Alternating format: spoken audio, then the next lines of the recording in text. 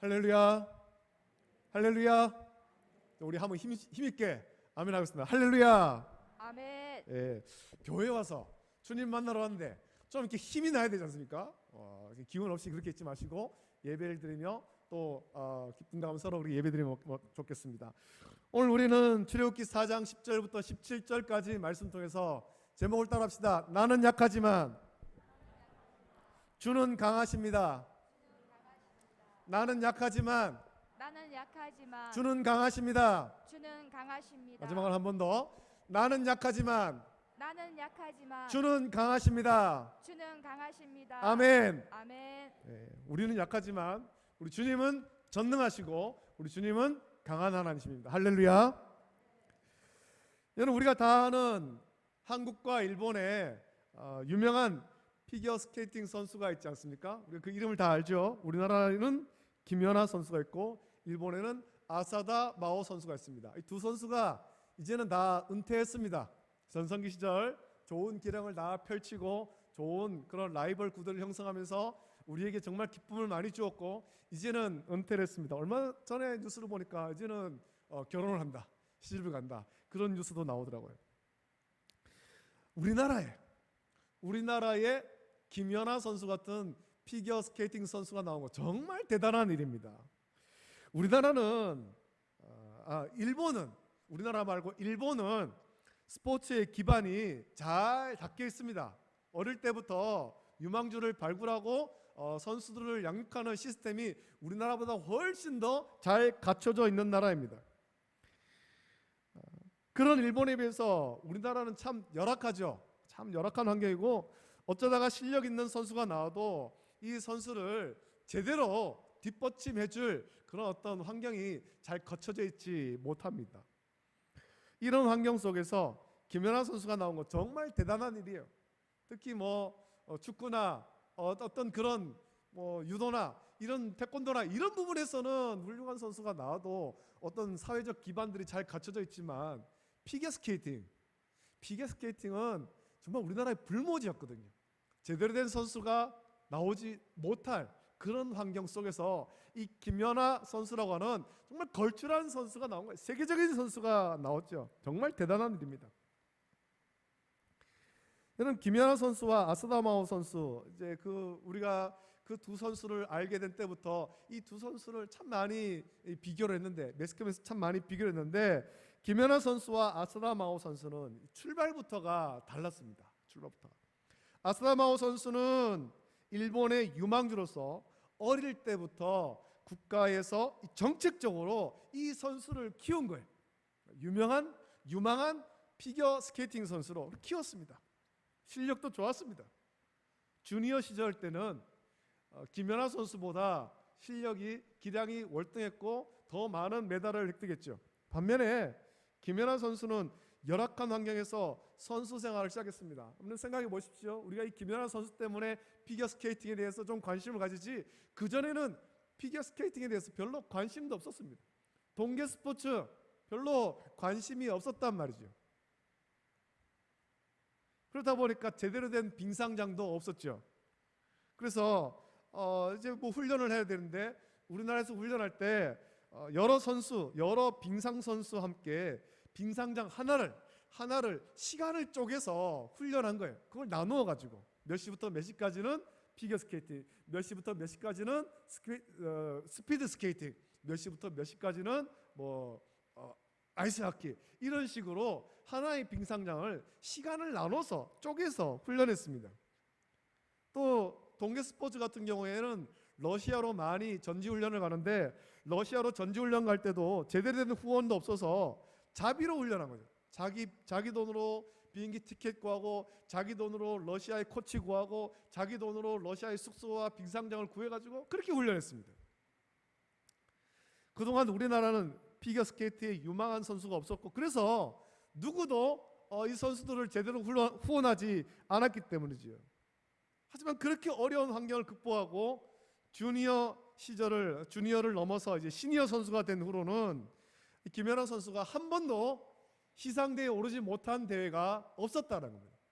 매번 그 대회에 나가서 메달을 땄습니다. 금메달을 따든 은메달을 따든 하물며 동메달을 따든지 매번 시니어 대회에서는 다 그 시상대에 올랐죠. 그리고 마침내 우리가 잘 아는 이 밴쿠버 동계올림픽에서 피겨스케이팅에서 세계 신기록을 세우고 금메달을 목에 걸지 않았습니까? 여러분, 그동안 피겨스케이트 대회 때마다 이 김연아 선수하고 아사다 마오 선수는 비교의 대상이 되었습니다. 특히 이게 한일 라이벌이지 않습니까? 한국과 일본, 이런 구도도 형성되면서 많이 비교했죠. 아사다 마오 선수에게는 누구도 흉내내지 못하는 뛰어난 그런 기술이 있었습니다. 트리플 악셀이라는 거죠. 공중에서 3번 도는 그런 아주 놀라운 기술이 있었는데, 하지만 이렇게 막상 경기를 하니까 모든 경기에서 심판들은 트리플 악셀하는 아사다 마오 선수보다는 정교하고 정확한 기술, 그리고 아름다운 동작을 구현한 김연아 선수에게 훨씬 더 높은 점수를 주었습니다. 한국과 일본의 선수였기 때문에 매스컴에서는 늘 그 두 선수를 라이벌로 등장시켰습니다. 두 사람의 어떤 경기하는 복장이 어떤지, 기술이 어떤지, 표정이 어떤지, 그런 것들까지 다, 아주 세밀한 것까지 다 비교해서 그렇게 소개한 거예요. 밴쿠버 동계올림픽 그리고 소치 동계올림픽을 거치면서 김연아 선수는 금메달과 은메달을 목에 걸고 기뻐했지만, 아사다 마오 선수는 밴쿠버 동계올림픽에서 은메달 따는데 그쳤습니다. 소치 올림픽에서는 6위에 그쳤죠. 메달을 못 땄어요. 많은 평론가가 두 선수를 평가하면서 언제부터 이 김연아 선수는 아사다 마오 선수는 물론이고 모든 피겨 선수를 능가하는 대단한 선수가 되었다, 그렇게 평가했죠. 넘사벽이라는 겁니다. 도저히 모두가 넘볼 수 없는 그런 아주 경지에 이르렀다, 피겨 선수의 어떤 경지에 올랐다, 그렇게 평가했고, 그런 김연아 선수를 쫓아가며 어떻게든 이겨보려고 아사다 마오가 무리한 시도를 많이 했다는 겁니다. 다른 데서 안 되니까 자기만의 장점, 이 트리플 악셀을 무리하게 많이 시도한 거예요. 그리고 그런 무리한 도전이 결국 회복할 수 없는 실패와 상처가 되었다, 그렇게 평가한 겁니다. 저는 오늘 이 말씀 묵상하면서 아사다 마오 선수도 김연아 선수처럼 될 수 있었다라고 생각합니다. 하지만 이 김연아 선수처럼 되지 못한 이유는 자기의 한계를 인정하지 못한 채 여전히 자기 힘으로 하려고 하다가 회복할 수 없는 실패와 절망을 경험한 거예요. 이런 아사다 마오 선수의 모습이 오늘 본문에 나오는 모세의 모습과 같다, 저는 그렇게 생각하죠. 그리고 우리도 오늘 본문에 나오는 모세처럼 또 실패하고 절망한 아사다 마오처럼 그렇게 지금까지 우리 인생을 살아오지 않았습니까? 우리 인생 가운데 있었던 여러 가지 실패와 절망, 힘든 일로 인해서 낙심됐던 일, 그런 일로 인해서 지금은 돌이킬 수 없는 그런 주저앉아 버린 그런 모습이 아닌가, 우리 자신들 한번 돌아보길 바랍니다. 하나님은 인생에 실패하고 사역에 실패한 모세를 불러서 다시 하나님의 사람으로 일으켜 세우고 있습니다. 실패하고 절망한, 아무 소망 없이 살아가는 모세에게 찾아오셔서 하나님의 사람으로 부르시고 계시는 거예요. 오늘 저와 여러분도 실패와 절망을 넘어서 다시 하나님의 사람으로 세움받기를 예수님의 이름으로 축복합니다. 축복합니다. 여러분, 우리가 모세 인생을 잘 알지 않습니까? 이 성경 말씀을 통해서 모세 인생을 잘 압니다. 출애굽기 1장부터 시작해서 4장까지 모세 인생이 나오는데, 모세는 태어날 때부터 그 인생은 위기의 인생이었습니다. 이 죽음의 위기였지만 하나님은 모세를 구원하셨고 바로의 공주의 양아들이 되어서 애굽의 모든 학문을 배우고 애굽의 그 권세를 누리게 한 것입니다. 그런 중에도 자기의 친어머니 요게벳에게 신앙의 교육을 받게 했죠. 유대인의 정체성, 히브리인의 정체성을 배우게 한 것입니다. 전능하신 창조자 하나님을 섬기는 이 믿음을 갖게 한 것입니다.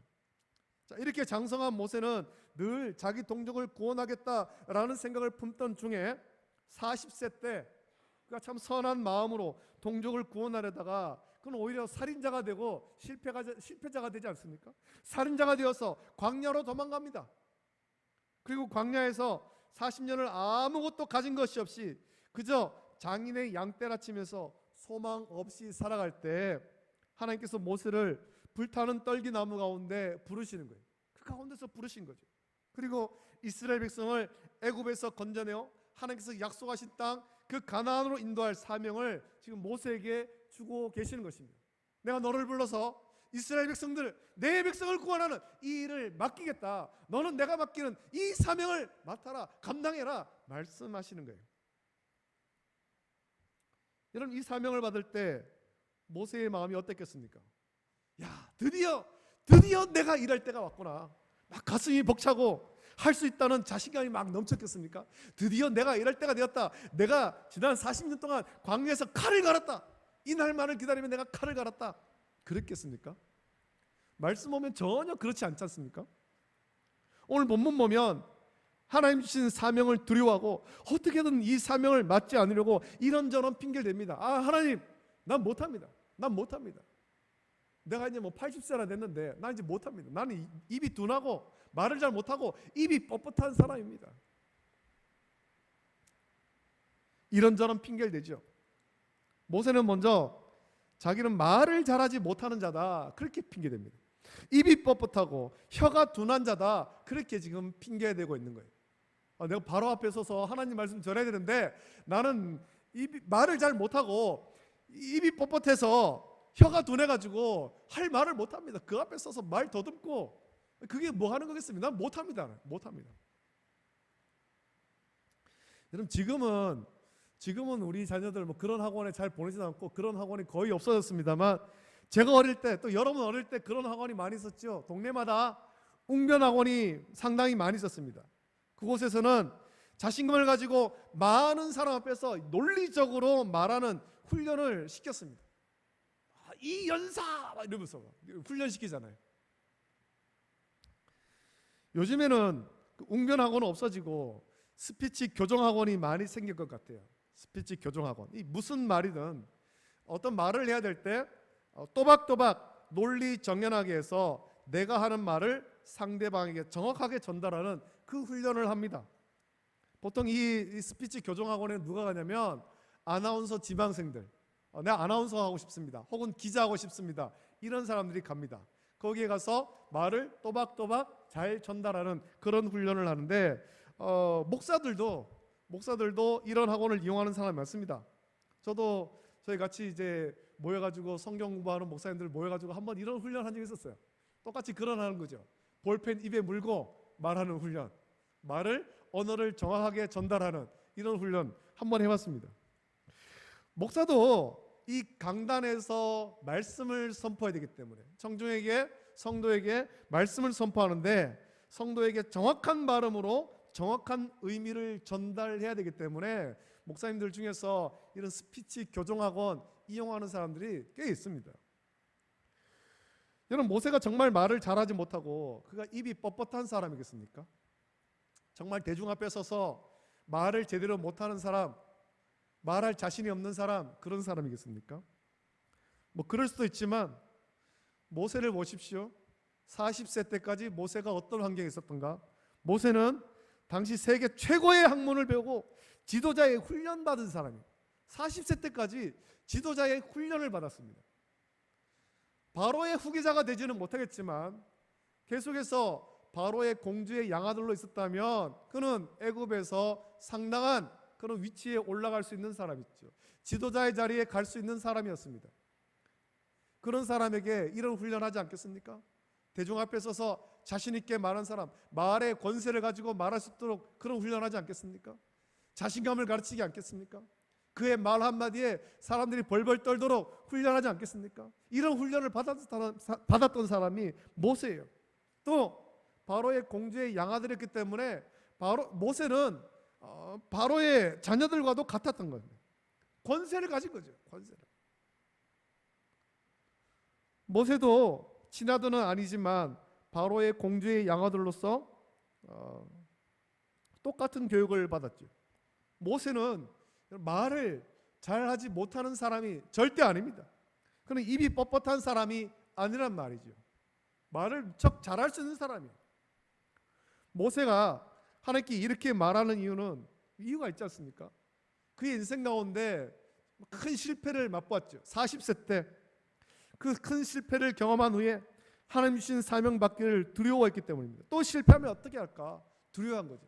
그가 40세 때 그 자신감이 넘치는 그때에 자기 힘으로 자기 동족을 구원하려고 했습니다. 자기 힘으로 자기 동족을 구원하려고.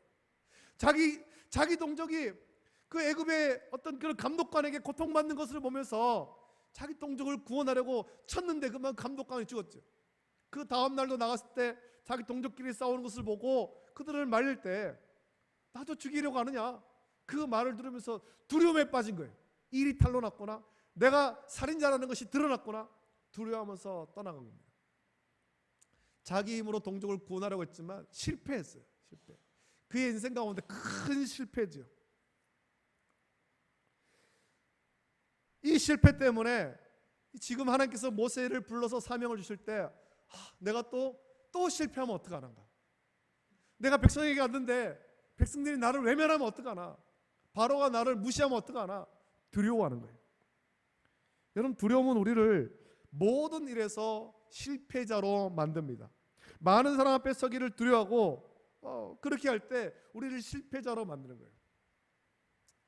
우리 성도들 중에도 보면 이제 두려움이 좀 있는 것 같습니다. 예를 드는 겁니다만, 교회에서 좀 대표 기도를 시키면 많이 두려워해요. 대표 기도 좀 안 했으면 좋겠다. 또 교회에서 좀 이런 일 좀 하시면 좋겠습니다. 맡기면은 난 못하는데 안 하려고 합니다. 난 몸이 약하고 난 능력도 없고 바쁘고 나 말고 다른 사람 좀 시키면 좋겠습니다. 이런 두려움으로 대표 기도도 안 하고 봉사도 안 하려고 합니다. 아무것도 안 하면 여러분, 우리 마음에 아무 부담도 없겠죠. 교회 다니면서 예배를 드리면서 아무것도 안 하면 아무 부담도 없겠죠. 그것이 지금은 내 마음을 편하게 할 수 있지만, 여러분, 마지막 주님 앞에 섰을 때를 기억하십시오. 마지막 주님 앞에 섰을 때 주님이 우리에게 물으십니다. 너는 살아있는 동안 무엇하다 왔느냐? 너 살아있는 동안 교회를 위해서 무엇하다 왔느냐? 라고 물으신다면 그때 우리 뭐라고 대답하겠습니까? 하나님, 나는 말을 잘하지 못하고 입이 뻣뻣한 사람이라서 아무것도 하지 않았다, 그렇게 대답하겠습니까? 난 좀 몸이 약해가지고 아무것도 안 하고 왔습니다. 무슨 일을 맡아서 하는 것이 너무 부담돼서 차라리 안 하는 것이 좋겠다라고 생각하고 아무것도 안 하고 그냥 예배만 드리다 왔습니다. 우리 그렇게 대답하겠습니까? 지금 모세의 핑계가 그런 핑계죠. 40세 때 실패하지 않았습니까? 그때 너무 큰 절망을 맛보아서 이제는 그런 일을 하고 싶지 않았습니다. 나는 이제 말을 잘하지 못하고 입이 뻣뻣하고 늙었다라고 핑계하는 거예요. 모세의 대답은 자기는 무능해서 아무것도 할 수 없다고. 어떻게 보면 참 겸손한 대답처럼 보입니다만 이건 겸손한 대답이 아니거든요. 겸손한 대답. 모세의 대답을 들으신 하나님은 모세를 위로하지 않습니다. 참 네가 겸손하구나, 그렇게 위로하지 않아요. 오히려 책망하죠. 그 다음 말씀 보십시오. 누가 사람의 입을 지었느냐? 누가 말 못하는 자나 못 듣는 자나 눈 밝은 자나 맹인이 되게 하느냐? 나 여호와가 아니냐? 이제 가라. 내가 내 입과 함께 있어서 할 말을 가르치리라. 하나님께서 모세를 책망하시면서 말씀하신 거예요. 말을 잘하지 못하고 입이 뻣뻣하다는 모세에게 하나님은 위로가 아닌 책망을 하시는 거예요. 누가 입을 지었느냐? 누가 말을 하겠느냐? 그리고 하나님께서 모세의 입을 열어 할 말을 가르치겠다라고 하시는 거예요. 하나님께서 우리와 함께 하시면 우리는 능력을 받아서 모든 일을 감당하게 될 줄로 믿습니다. 할렐루야. 할렐루야. 우리는 약하고 우리는 무능하지만 하나님 우리에게 능력을 주시는 거예요. 우리는 주의 능력 받아서 주의 몸된 교회를 섬겨야 되는 것입니다. 하나님께서 이렇게 말하시는데 모세는 여전히 핑계하면서 사명 맡지 않으려고 하죠. 모세는 말합니다. 하나님, 나 말고 다른 사람 보내세요. 다른 사람 많잖아요. 다른 사람 보내세요. 우리 중에도 이런 모습 많이 있죠. 대표기도 시키면 나 말고 다른 사람 시키라고. 교회에서 어떤 일을 함께 하자고 하면 나는 바쁘니까 나 말고 좀 다른 사람 좀 시키십시오. 나는 몸이 약하니까 나 말고 좀 다른 사람 시키십시오. 나는 바빠서 아파서 안 되고 다른 사람 좀 시키라고. 나중에 그렇게 하면 누가 하겠습니까? 누가? 다 다른 사람 시키라고. 대표기도 할 사람도 없고 예배 섬길 사람도 없고 누가 하겠습니까? 이 모습이 다른 누구의 모습이 아니라 오늘 저와 여러분의 모습인 거예요. 이런 모습은 하나님의 자녀된 모습이 아니죠. 이런 핑계하는 모세에게 하나님은 노하시는 거예요. 위로하시는 것이 아니라 노하셨습니다. 여러분, 주께서 우리를 자녀로 부르실 때 우리가 뭔가 대단하고 선해서 자녀로 부르신 것 아니에요. 우리가 어떤 대단한 능력이 있어가지고 우리를 부르신 것이 아니라는 거죠. 사실 우리는 무능하고 전적으로 타락해서 구원받을 어떤 의도 없습니다. 하지만 하나님 아버지께서 우리를 사랑하셔서 생명보다 귀한 복음을 들려주시고 예수 그리스도를 구주로 믿는 귀한 복을 저와 여러분에게 주신 거예요. 이렇게 자녀로 부르시면서 자녀로 부르신 것으로 끝나는 것이 아니라 동시에 사명자로 저와 여러분을 부르신 거예요. 자녀로 부르셨으니 이제는 주의 일을 맡아서 맡아라, 감당을 해라 라는 거죠. 우리가 하나님의 자녀라면 동시에 주의 일을 해야 될 사명자임을 기억해야 될 줄 믿습니다. 로마서 8장 17절에 이렇게 말씀하죠. 자녀이면 또한 상속자 곧 하나님의 상속자요 그리스도와 함께한 상속자니 우리가 그와 함께 영광을 받기 위하여 고난도 함께 받아야 할 것이니라 라고 말씀했습니다.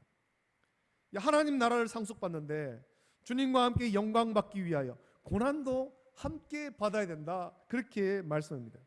여러분, 이 고난이 언제 찾아올까요? 주께서 맡기신 사명을 감당할 때, 주를 위해서 섬길 때 우리에게는 세상에 가운데 고난이 찾아오는 거예요. 사명을 감당하는 모세에게 찾아온 고난은 먼저 바로 앞에 서야 되는 고난이었고 백성의 신뢰를 받지 못하는 그런 고난이었죠.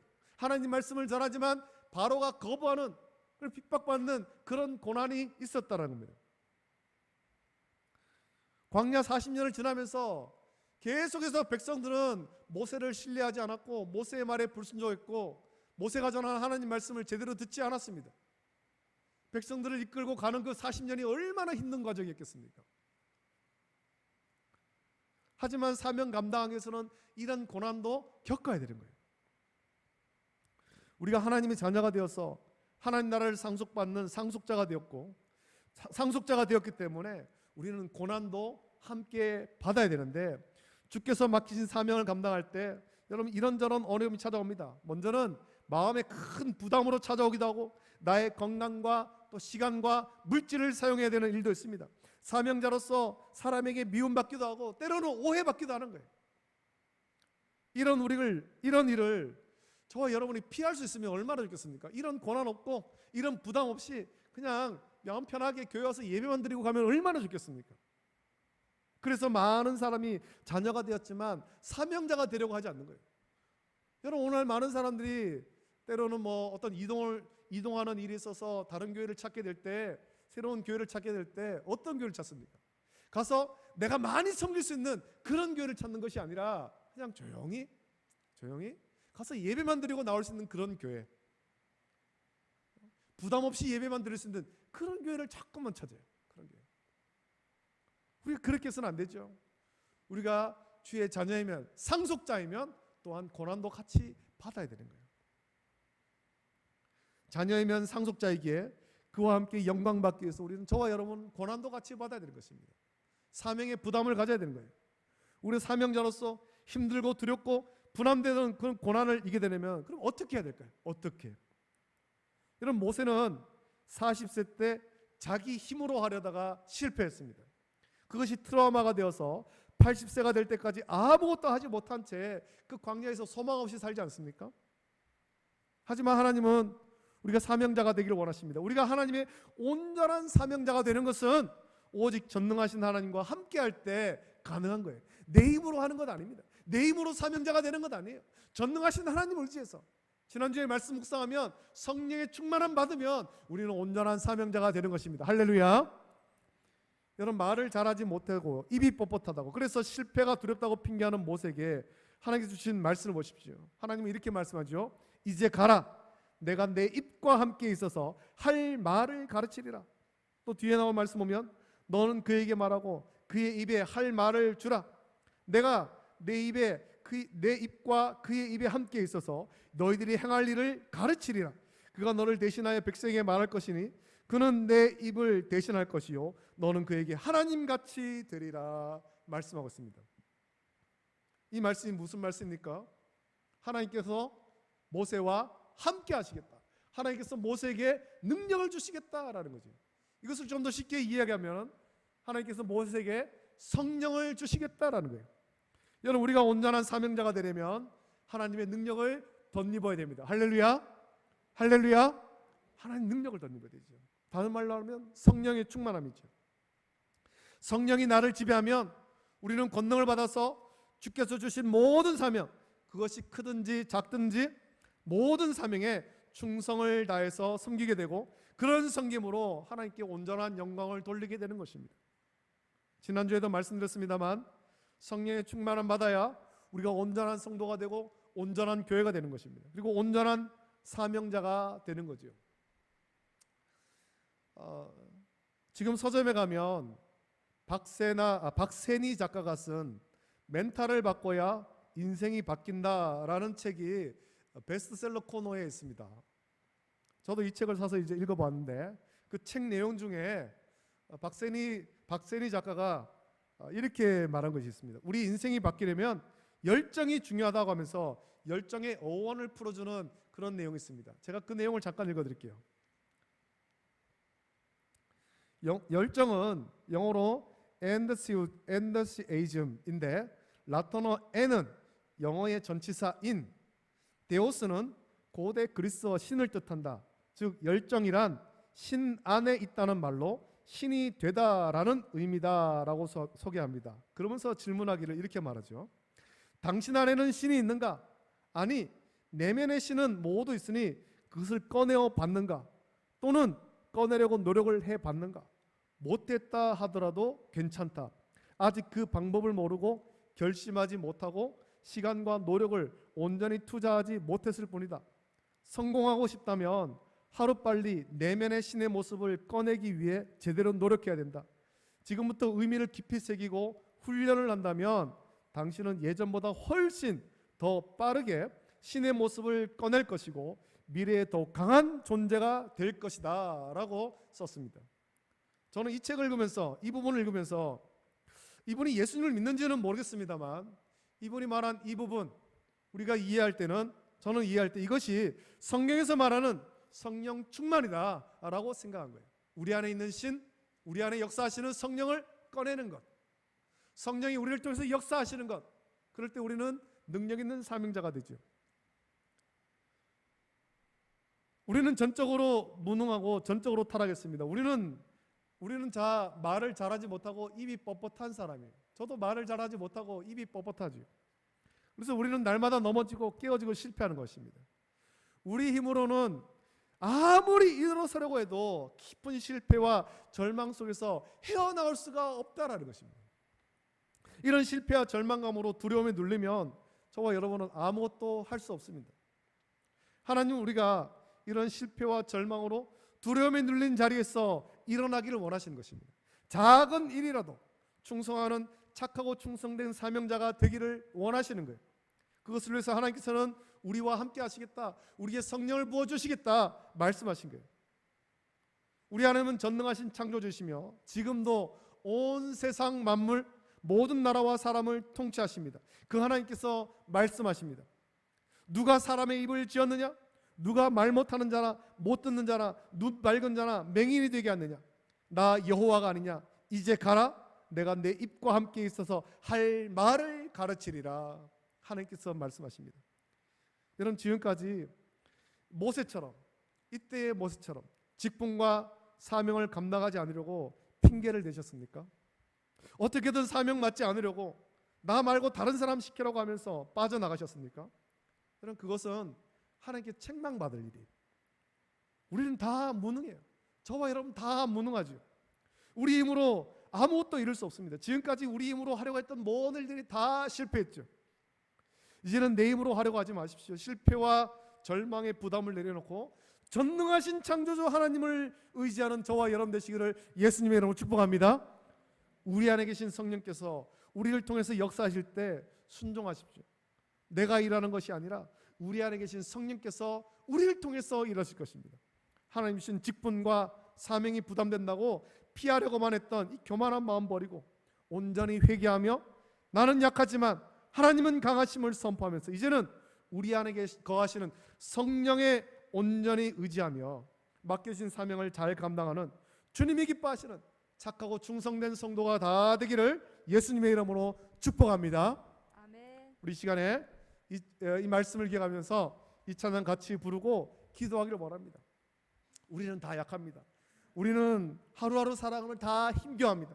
우리는 매일매일 깨지고 넘어집니다. 하지만 주님의 은혜 주시면, 주님이 우리와 함께 하시면, 우리 안에 계신 성령께서 역사하실 때 순종하면 우리는 능력 있는 사역자가 될 수 있습니다. 우리가 이 말씀을 기억하시면서 모세처럼, 사명 받기 전에 모세처럼 핑계대고 자꾸만 빠져나가려고만 할 것이 아니라 작은 일이라도 주님을 의지해서, 성령을 의지해서 온전히 잘 감당하는, 충성되게 감당하는 우리 삶이 될 수 있도록 은혜 주시옵소서. 능력 있는 사명자가 될 수 있도록 우리를 붙잡아 달라고 같이 기도하길 원합니다. 함께 찬양합니다. 주는 완전합니다. 함께 찬양하겠습니다. 주여 우리 연약합니다. 주여 우린 연약합니다. 오늘도 힘겨워합니다. 우린 오늘을 힘겨워합니다.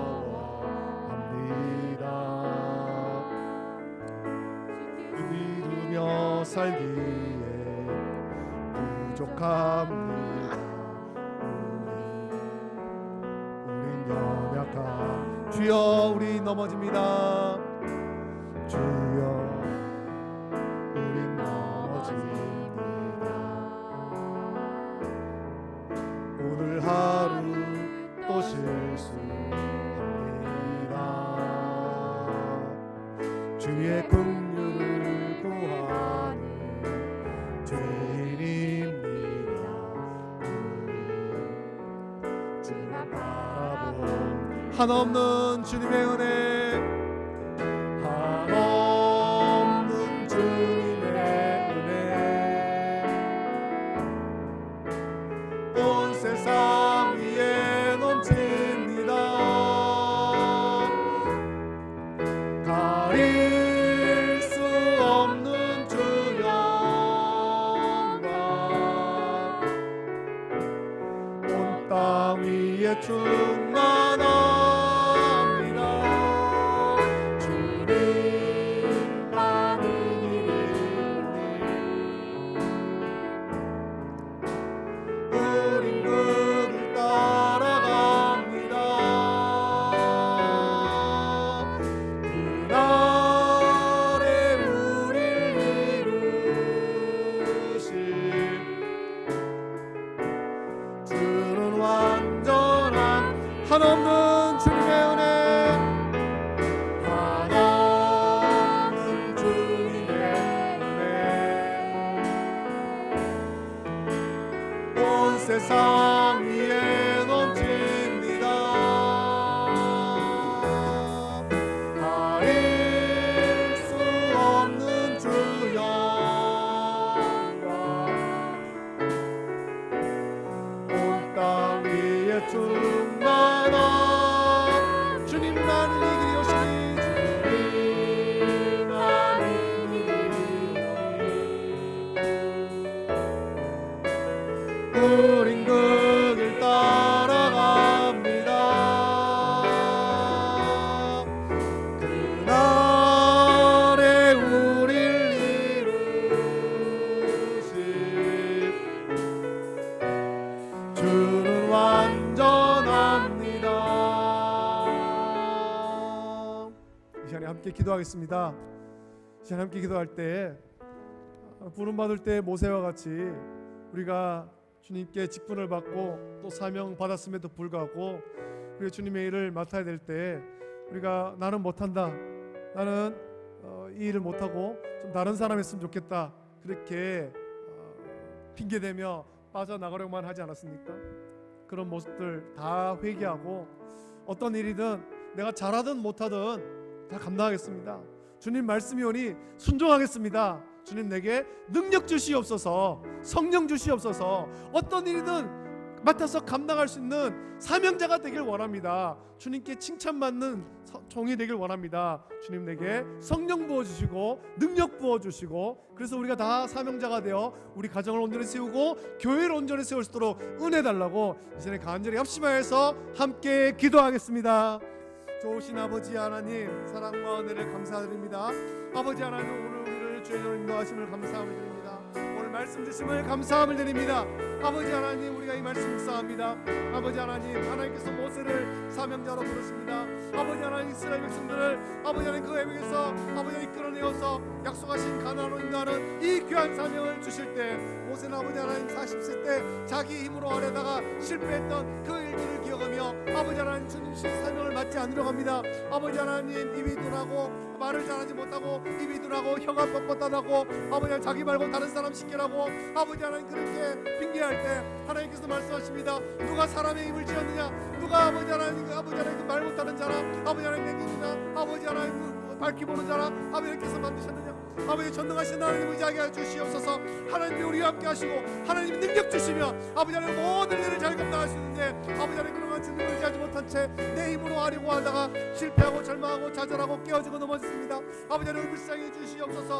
아버지 하나님 내 힘으로 하려고 했던 모든 것들을 버리게 하시기를 원하고, 주님의 마신 사명들을 감당하지 하려고 했던 교만한 것들을 다 버리게 하시고 아버지 하나님 주님을 의지하기를 원합니다. 아버지 하나님 주님을 의지하여서 어떤 작은 일이라도 온전히 맡아서 충성하는 사명자 될 수 있도록 은혜 보내주시옵소서.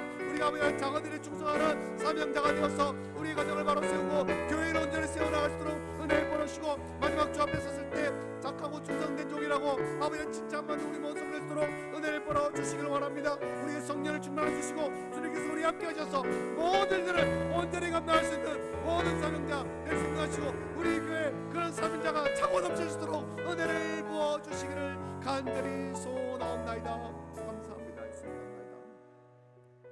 좋으신 아버지 하나님, 사랑과 은혜를 감사드립니다. 우리를 자녀 삼아주심을 감사함을 드립니다. 아버지 하나님, 우리가 자녀가 되었사오니 또 아버지 하나님 주님과 함께 그 영광에 이르기 위해서 고난도 함께 받으라 말씀했습니다. 아버지 하나님, 우리가 주님을 따라가고 주님 함께 하신 사명을 감당할 때 때로는 고난이 있습니다. 때로는 마음의 부담이 있습니다. 아버지 하나님, 이 일을 내가 안 하고 좀 다른 사람이 했으면 좋겠다 라는 그런 부담감이 있을 때도 있습니다. 아버지 하나님, 우리는 연약합니다. 우리는 날마다 깨어지고 넘어집니다. 우리 힘으로 하려고 하면 실패할 수밖에 없습니다. 지금껏 우리가 그렇게 살아왔습니다. 주여 우리를 불쌍히 여겨 주시옵소서. 주님이 우리와 함께 하신다 말씀하셨습니다. 주님께서 우리를 지으셨다 말씀하셨습니다. 주님이 우리와 함께 하시면 우리는 능력의 사역자가 될 수 있는데, 그동안 주님을 의지하지 않은 채 내 힘으로 하려고만 하다가 깨어지고 넘어지고 실패하고 그것이 트라우마가 되어서 이제는 아무것도 하지 않으려고 합니다. 주여, 이런 우리의 연약함을 돌아보시고 우리를 긍휼히 여기시고 우리의 교만함을 이제 회개하오니 아버지 하나님 주님 앞에 다시금 바로 서게 하여 주시옵소서. 전능하신 하나님 의지하기를 원합니다. 우리를 지으신 주님을 의지하기를 원합니다. 성령의 충만함 받기를 원합니다. 성령께서 우리 가운데 역사하실 때 순종하기를 원합니다. 우리가 아버지 하나님 작은 일에, 아주 작은 일에도 주님을 의지하여서 주님의 뜻을 따라서 충성하는 사명자 될 수 있도록 은혜를 부어 주시옵소서. 교회에 해야 될 일이 많이 있습니다. 아버지 하나님, 이 많은 일들 우리가 다 사명자가 되어서 맡아서 잘 감당할 수 있도록 은혜를 부어 주시기를 원합니다. 아버지 하나님, 우리 가운데 우리가 다 사명자가 되어서 성령을 의지하는 사명자가 되어서 사명자가 차고 넘침으로 말미암아 주님이 기뻐하시는, 주님이 원하시는 주님의 뜻을 온전히 이루어가는 우리 모든 성도 또 교회 될 수 있도록 은혜를 내려 주시옵소서. 감사를 드립니다. 이제는 우리 주 예수 그리스도의 은혜와 하나님 아버지의 만극하신 사랑하심과 성령님의 감화 역사 교통하심이 우리를 지으시고 우리의 능력 주시는 주님을 의지하여서 주님이 우리에게 맡겨주신 그 모든 사명을 온전히 감당하기를 원하는, 아주 작은 일에라도 충성하기를 결단하는, 그래서 주님이 기뻐하시는 사명자 되기를 결단하는 우리 모든 성도들 머리 위에, 가정과 자녀와 직장과 생업 위에 이제부터 영원토록 함께 있을지어다. 아멘. 아멘.